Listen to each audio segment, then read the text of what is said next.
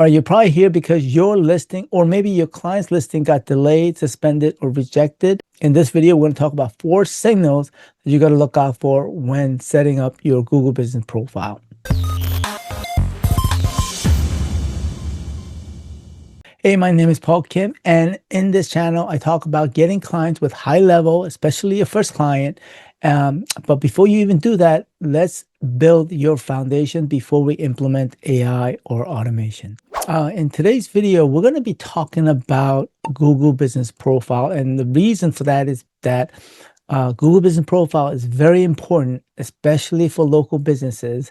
And I did a previous video. I'll put the link up on top as well as the description in going through the initial setup or when you create your Google Business Profile. So in this video, we're not going to talk about that. I'm going to talk about the 4 signals, possibly as a result of maybe you're maybe setting up your Google Business Profile for your client or for yourself, and you want to avoid suspension, or maybe you got suspended already or you got rejected. But we want to try to avoid that. And so we're going to go over 4 signals, 4 things that you need to really look out for. And these are things that Google looks out for as well. When you are setting up your Google Business Profile, and a lot of people are thinking, oh, I want to optimize to try to get ranked. But even before we get into optimizing and trying to rank, what you want to do is you want to make sure Google Business Profile is looking for legitimacy, authenticity, whatever you may call it, making sure that the listing of the business is a verifiable, legitimate business. All right, so let's go with the trust signal number 1 out of the 4 is consistent business information. And what is that? In the online space, especially when it comes to local SEO, where we call it NAP, name, address, and phone number. And that has to be consistent across the board, including your Google Business Profile, your website, has to match your government or state formation documents. Now, I'm not sure if Google actually verifies and checks that information, but I'm sure Google has a way to do that. Any listings that are available online, if there's inconsistent information, Google will basically, that will be a ding against your business. And so at the end of the day, when you think about it, Google goes and indexes all the various places. And if there's any discrepancy or there's confusion, Google will not know whether you are entity A or B. And if it sees something funny, it will ding you, meaning it will be like a negative impact on your local SEO. And one thing to note here as well is that there might be inconsistency here, there, but collectively, everything adds up and it has a compound effect. And so you want to make sure, every little thing, and then this is where it becomes very meticulous. And so it is meticulous, painstaking on our part when we do this for our clients, but every little detail makes a big difference. All right, trust signal number 2, which is operational legitimacy. So basically, Google looks at and see, is this business legitimate? It looks at your categories. It looks at your everything on your Google Business Profile, and kind of does this logic, or if it's AI or whatever it is, it tries to determine if you're a legitimate business. And another thing I just recently saw is the categories, right? If you are overstuffing maybe categories, that may have a negative impact, right? Because if you're more concise, it may also look at your website as well, and it has to match your categories. And so if it doesn't see that it matches, then that could have a negative effect as well. And so at the end of the day, I don't know all the algorithm that Google uses, but at the end of the day, is this business legitimate?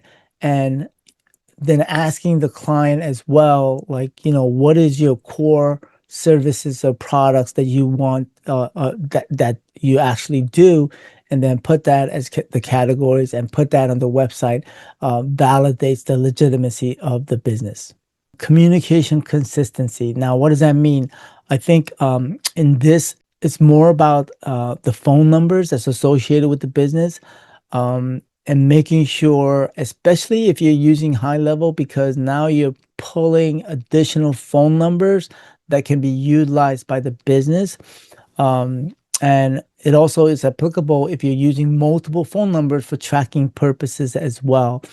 Another situation in this case is when I had a coaching student that was trying to set up a Google Business profile, and they were trying to put a phone number into the chat, and it wouldn't approve it, because that phone number was not associated with that business. And so you cannot just put a random phone number into Google Business Profile if there's no basis for it. Majority of time it will go through, but there are times when it will get rejected, and at the end of the day, you have to look at those, the trust signal that I'm discussing right now, and see. And so what we did was we added that phone number as one of the three phone numbers. You're allowed up to three phone numbers you can add to Google Business Profile. And then once you add them, then you can add that phone number as a chat feature number. All right, trust signal number 4, this is the last one, and it is what I call the stable behavior pattern.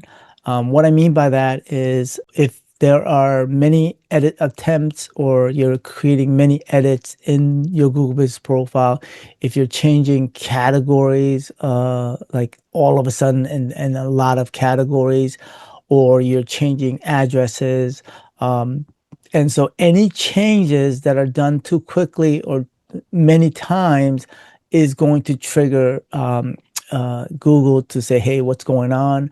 And so whenever we do changes with our clients' Google Business Profile, we always do it one at a time, and making sure that it gets approved. We don't do multiple changes all at once, because that is just too much editing that's going on. And we want to kind of have it stabilized before we make multiple edits. All right, so I want to go over possibly 2 scenarios where if you already have a Google Business Profile, and this comes up with a lot because of a lot of our clients have been with us for some time, and they're maybe possibly rebranding or moving to a relocation. And so it's not a simple updating your Google Business Profile. You have to kind of prepare ahead of time before you make those changes. For example, if the location is a short distance away, it's not that big of a deal. But if the location is further away, then you want to prepare and kind of what are the steps that's necessary, like changing the website, the address on the website, getting photos of the new location, have it ready before we even change the address, and update the Google Business Profile. Okay, and so there's a lot of things, moving pieces, especially when it comes to multiple a business that has social media accounts as well. And so those have to be coordinated with the person that's in charge of social media, and because what we do is we do Google, we don't work on social media. All right, so anyway, all right, so here's a scenario number 2 where we just met with a potential client, a lead, and they moved location a